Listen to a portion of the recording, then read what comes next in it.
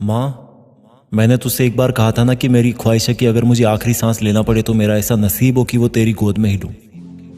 लेकिन मैंने तेरा दिल तोड़ दिया, तुझे बुढ़ापे के लिए अकेला छोड़ दिया। तुझसे वादा किया था कि अगली बार आऊंगा तो मिलकर रसोई में खाना बनाएंगे। पर तूने कहा था ना कि बेटा अगर सीमा पर लड़ाई छिड़ जाए तो तू सबसे पहले अपनी बड़ी माँ की हिफाजत करना। मैंने होश गंवाने तक 1 इंच भी दुश्मन को नहीं लेने दी माँ। वो तो मैं अपने साथी फौजी की छाती से निकलता खून और उसकी चीख सहन नहीं कर पाया। इसलिए जब मैं उसको हिम्मत दे रहा था तो दुश्मन ने धोखे से मेरे दाएं हाथ पर गोली मार दी, जिससे मैं बंदूक चलाया करता था। लेकिन माँ, दुश्मनों के लिए तो तेरे बेटे का बायां हाथ ही काफी था। मुझे बहुत गुस्सा आया और मैं उसको जवाब देने के लिए बंदूक लेकर पलटा और 2 गोली मैंने पहले दुश्मन की छाती में ठोक दी। जब वो गिरा तो उसके 2 साथी दुश्मनों ने मुझे निशाना बनाना चाहा। उनमें से एक को मैंने फिर से एक ही गोली से मार गिराया। जब तीसरे दुश्मन पर गोली चलाने के लिए बाएं हाथ से ट्रिगर दबाया तो बंदूक से कोई गोली नहीं निकली।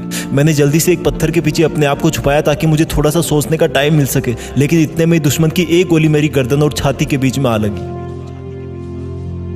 गिरते हुए मैंने अपने शहीद फौजी भाई को देखा तो पाया कि मेरी बंदूक वहां पड़ी थी। तभी मुझे याद आया कि जब मैं उसको हिम्मत बंधा रहा था तब मेरी बंदूक उसकी बंदूक से बदल गई थी और उसकी बंदूक में सिर्फ 3 गोलियां बची थी।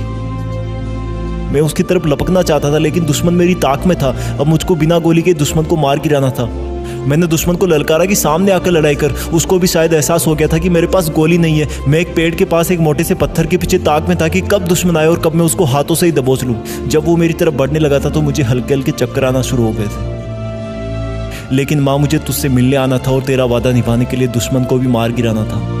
तो जैसे ही दुश्मन ने मेरे पत्थर के पास आके मुझे निशाना बनाने की कोशिश करी, मैं हाथ में मिट्टी भरकर उसकी आंखों में दे फेंका। उसी पल वो देख नहीं पाया और मैं तेरी जयकार बोलते हुए लपक कर उसको दबोच लिया और तब तक नहीं छोड़ा जब तक कि उसका दम नहीं निकल गया। मैंने बाएं हाथ से तीनों दुश्मनों को मार गिराया माँ। लेकिन तीसरे दुश्मन के साथ लड़ाई में मेरा खून बहुत बह गया था और मैं और मेरा दोस्त अपनी कंपनी से थोड़ा आगे आ गए थे। तो मैं रेंगता हुआ अपने शहीद साथी के पास पहुंचा।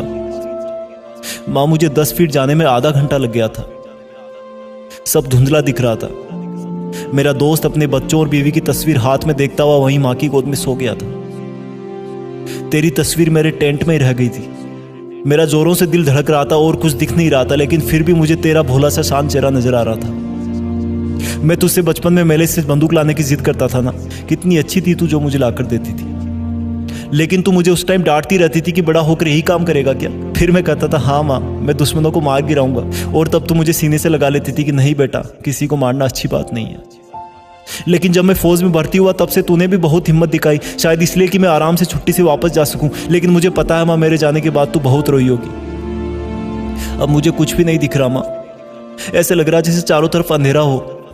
मुझे माफ कर देना माँ, क्योंकि जब मैं इस बार घर से वापस आया था तब मैंने तुझसे झूठ बोला था कि मैंने रास्ते के लिए तेरी बनाई रोटियां रख ली है। दरअसल तुझसे दूर जाने का मन नहीं था और कुछ और याद भी नहीं रहा। उस दिन मैंने बाहर का खाना खाया माँ, जो तू कभी नहीं चाहती थी। मैं कितना लकी हूँ जो मेरी उम्र अपनी माँ को दे करके जा रहा हूँ। लेकिन मुझे अफसोस होगा कि मैं तुझे एक बहू और पोता नहीं दे पाया।